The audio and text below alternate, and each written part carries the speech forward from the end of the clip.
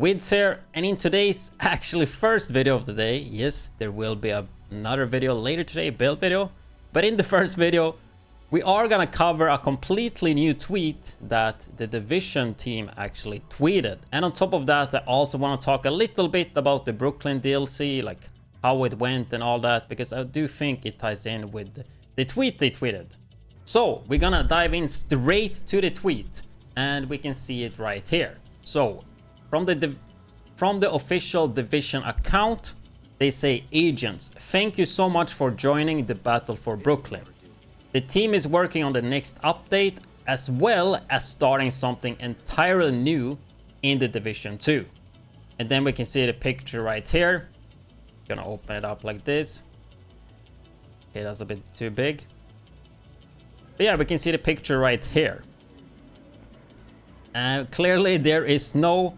I mean, this looks like White House, right, to me. I'm not sure about that, but I think that's the case, right? If we actually zoom in a lot on the character, we can see he have a sniper. So snow sniper 1+1. I mean, this is Dimitri, right? But yeah, if we take a look at the screenshot, right, obviously this is snow, so this is gonna be something entirely new, right?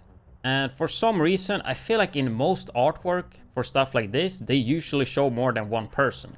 In this case, it's only one person. If you also take a look at him as well, he doesn't really have the most amount of gear, right? I mean, that looks like a tiny backpack. So like, for me, the first impression of this, a new game mode, something where you play solo, is kind of what I think about this picture. Obviously, just speculations. But I mean, are they bringing back survival or what, man? Obviously, I can like by 99% sure that they're not bringing back survival, so don't get your hopes up for survival. But I do feel like it could be a game mode, but I do not think it's gonna be survival. But yeah, I mean, getting a tweet like this, I think it's the first time ever in such a long time that we get the news like this. And once again, I think the big thing here is that they are this line right here, right, as well as starting something entirely new in the Division 2. Like, this is to be expected. The team is working on the next update. I think we all know about that's gonna be a thing.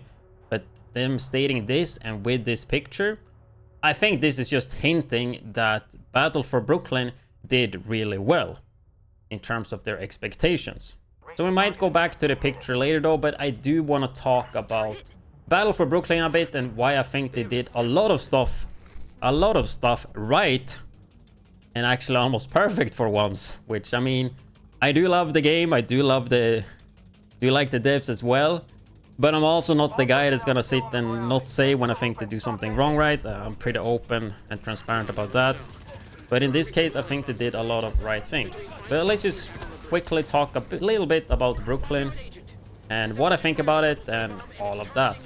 Because I think the Brooklyn DLC probably ties in a lot to that we're getting, I don't know, new content. Something entirely new that wasn't planned, it sounds like. So in terms of Brooklyn DLC, I mean, I knew exactly what to expect. They said it was gonna be smaller than Warlords, right? So I did not expect too much. Overall, I was pretty happy, except I wanted a game mode as well. But, I mean, they said it was gonna be smaller. But the missions we got was, in my opinion, really good missions. Like, really, really good. The open world, yes, it was a bit smaller, but Brooklyn, it felt really nice to be back in Brooklyn. The hunter stuff was good. The new exotic item, pretty cool. Smart cover, pretty cool to see as well, even though I haven't used it much because it's really not my playstyle. But I think overall the DLC was good. It was just short.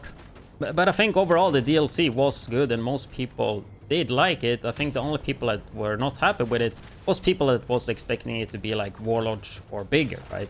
But for people that kept up, that kind of knew that it was going to be smaller than Brooklyn, I think those people were pretty happy. But if we take a quick look at Steam numbers, which obviously this is a really small part of the player base. First of all, most of the players are on console. And secondly, most people on PC are on Uplay. But there are some pretty interesting stats that we can look at here, right? So the all-time peak for Division 2 is 14,838. I think that was when it released on Steam.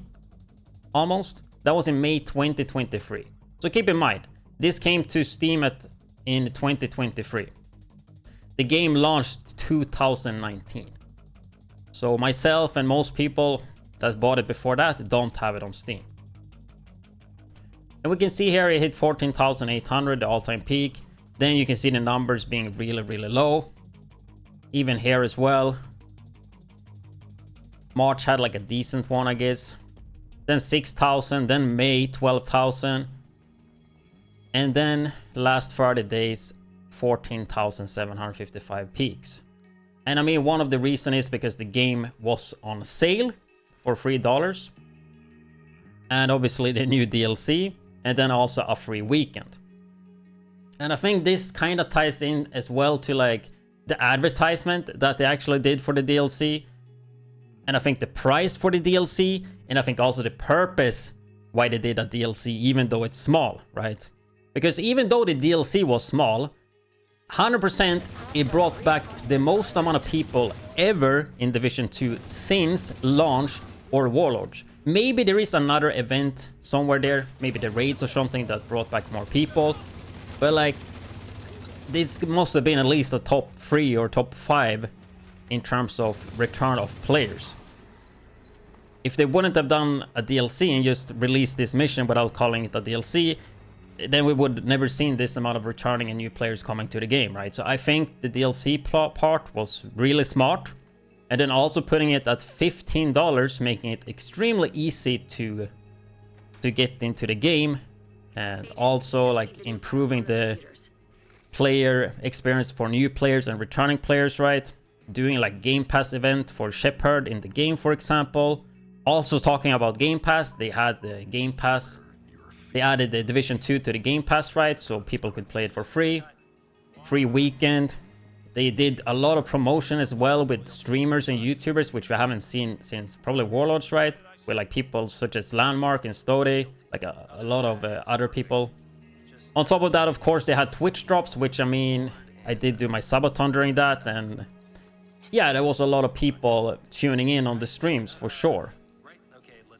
And even then, like I noticed a lot of people in my chat being returning or even new players, right? Like people asking for like the most basic things because they were new, right? And you also see that on YouTube, like a lot of people returning. And I think all of this just ties into like good marketing for once, you know?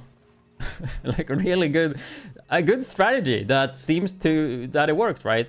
Like let's say like the people bought the DLC $15, they got into the game, and then eventually, yeah, they go in here. They do go to the store maybe, and they buy this bundle for $30, and then they make even more money, right? Seen a lot of people with this Death Roll bundle. Yeah, the skin is expensive. You don't need it. It does not give you any power. It is what it is. I think it's fine charging a lot of money for skins. Yeah, it do suck. It would be nice if they were cheaper, but they gotta make their money somehow. But I think overall, this just proves that they actually had success with the Brooklyn DLC. And this to me kind of just sounds like they went over the expectations.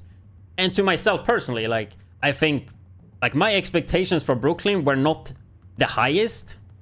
Like I was like, okay, I'm gonna go into it and this is probably what I'm gonna expect. And I mean, looking at my own subathon, I probably did like 5x or 10x better than I thought I would do. There was way more viewers. I mean, even now with YouTube, right, there's more people watching. And looking at my YouTube stats, obviously I've been grinding a lot and posting a lot, but it's like looking back in the day when I was full-time. Like that's the stats that's kind of there, you know? And that's me, a washed up content creator, you know, that's haven't like streamed or done YouTube like for real in such a long time. Like we're talking back to Warlords of New York. So if you put everything together, what I'm trying to say is Division 2 is doing pretty well right now, and we are seeing it right here with new content coming.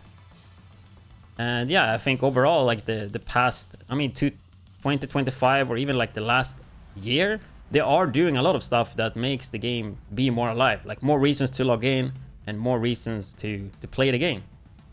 So for once, I'm actually excited for the Division future, even the Division 2 future, you know. Because it is looking promising, and I'm feeling actually I'm feeling like I really do enjoy my time with the game again. Anyway, this turned into a long rant video, but I just wanted to talk a little bit about the Brooklyn DLC because I never got to do that. And then also, obviously, main reason for this video is this huge news with this picture. Let me know what you guys think, what you think we're gonna get, what is this picture, and what did you guys think about the Brooklyn DLC. And I will see you guys in the next YouTube video today or live on my stream at twitch.tv/widdz.